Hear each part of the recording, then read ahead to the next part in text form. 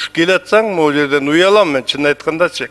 Кээ бир депутат кыздарыбыз, келиндерибиз, балдарыбыз жанакы маршруткадан түшүп, анан мындай жөө басып келет да. Анан шапкамды былдый басып көрүнбөй мен басып машина менен кирем. Ушуну бир карап көрүп, Дастан Арсызбекович, карап көрсөңүз. Камчыбек Жолдошбаевдин бул сөзү кечээден бери кызуу талкууланып жатат. Көпчүлүгү анын минтип айтканын терс кабыл алып, социалдык тармактарда эл өкүлүнүн дарегине ачуу сындарды жазып чыгышты. Эске салсак, депутаттар кызматтык унаадан 2015-жылдагы парламенттик шайлоодон кийин Республика Ата журт фракциясынын демилгеси менен баш тартышкан. Машинелер парламенттин төрагасы менен анын орун басарларын деле калтырылып, калгандары жумушка өз унаалары менен келип кетишет. Бирок күн сайын Ак үйдүн короосунда кымбат баалуу жол тандабастар токтоп турганын көрүүгө болот. Депутаттардын арасынан саналуу айымдар гана коомдук транспорт менен келип кетишет. Бирок эң кызыгы, алар өздөрү муну уят нерсе катары көрбөйт. Я не стыжусь, я это делала всю жизнь. Мен коомдук транспортто жүрүүдөн уялбайм. Себеби ар дайым эл катары жүрөм. Тескерисинче эл менен баарлашып, алардын кантип жашап жатканын көрүп баруу биз үчүн пайдалуу. Кээде аялдамадан тааныштарыма жолугуп калам. Жумушка келип кетүү ал оңой эле. Такси менен де келе бересиң, жана кошуналардын машинасы менен келе бересиң, тааныштардын машинасы менен келесиң, кайда кетип каласың, анын маршрут менен келесиң, троллейбус менен. Ал эми мындай сыртка жолугушууларга барганда, кокусуна чакыруу жерлерге барганда, такси апарып таштап коет да, кайда кетип калат. Ошондуктан ошол жерде ыңгайсыздуулат. Чындыгында аял депутаттарга, айрыкча бизге окшогон региондон келгендерге чындыгында мамлекеттик кызматтык унааны ушу кызматтык милдеттерди аткаруу үчүн берип койсо жакшы болмок да. Алсак, Аида Касымалиева бүгүнкү фракциянын жыйынына троллейбус менен келди. Адатта ал маршруттук каттам менен кээде жөө басып келерин айтат. Ал эми шашылыш учурда такси чакырууга аргасыз болот.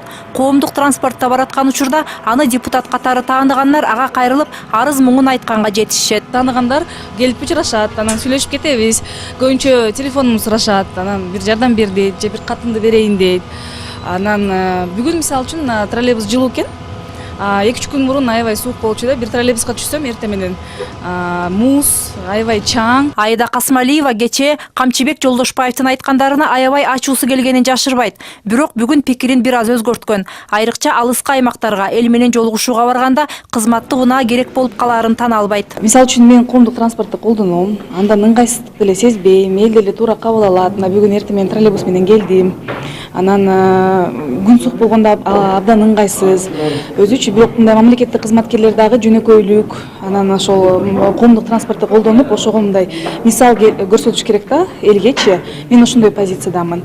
Бирок кээде депутаттарга жана айылдарга чыкканда жанагы служебный машина, унаа, жумуштук унаа керек болуп калат да. Камчыбек Жолдошбаев өзүнүн кечээги парламентте айткан сөздөрүнө бүгүн түшүндүрмө берди. Эл өкүлү өзү кызматтык унаага муктаж эмес. Ал кесиптештеринин коопсуздугу үчүн санаа тартаарын айтат. Безопасность деген болот. Алар өздөрүнүн оюн, законопроектин чыгарып, кумтөрдү туура чыгардың, туура эмес чыгардың деп газеталарга чыгарат. А бирөөнүн жини келип туруп ошол башка чапса эмне болот? Бул деген закон. Көчөдө жүргөн, допустим, жөнөкөй эле бир 30 киши, 40 киши бар машина минип алып, ошолор ошол элдин мүнөзүн аткарып алат. А эми үчүн 50 миң деген, 100 миң деген кишилерди шайлаган эл, шайлаган депутаттары турган кишилер жөө басып, аларды издеваться этиш керек. Депутаттын айрым кесиптештери Камчыбек Жолдошбаев өз оюн туура эмес түшүндүрүп алды деп коргоп жатышат. Бирок ал өзү айым депутаттардын жөө жүргөнүнөн уялаарын бизге дагы бир ирет тастыктады. Ал мындай билдирүүнү башка кесиптештеринин өтүнүчү менен жасаганын жашырбайт. 40-50 деген депутат келип суранган менден, айткан ушундай жүрүш. Эмне үчүн алар жөө жүрүш керек? Мен чын эле уялам. Мына тетистен да уялам. Суу бербей койгондон. Ош базарынан өрттөнүп кеткенине бардым. Андан да уялам. Кээ бир туура эмес информация берген журналисттерден да уялам. Ошон үчүн мен уялган үчүн. Мага машиненин деле кереги жок. Эми кантип таласка барат, же болбосо нарынга барат, ошол жерге машина тосуп барабы. Эл өкүлдөрү кызматтык унаадан баш тартканы менен аларга ай сайын транспорттук чыгымдар үчүн 40 миң сом каражат бөлүнөт. Андан тышкары кышка мөмө жемиш консервациялап алуу үчүн жылына 35 миң сомдон берилери жакында эле коомчулукка маалым болду. Мындан улам Facebook'та кечээден бери мен уялам деген темада флешмоб жүрүп жатат. Алар тескерисинче депутаттардын элден жогору болгусу келгенинен уялаарын билдиришүүдө. Ал эми катардагы жарандарыбыз таптакыр башка нерселерден уялышат экен. Мен наоборот ошо депутаттардын ошондой туура эмес ойлорунан уялат элем, наоборот өзүм. Жалган сүйлөгөндөн уялам. Биз закондон уялам. Кыргызстандын. баары сатылган. Немеден стыдно? От обмана, конечно. Когда я вижу, что кто-то делает неправильно, и он об этом знает, и мне тогда за него становится стыдно. Эми ичип жегенден эле ашыкча ичип жегенден уялбаса башка нерседен уялбай эле койсо болот го.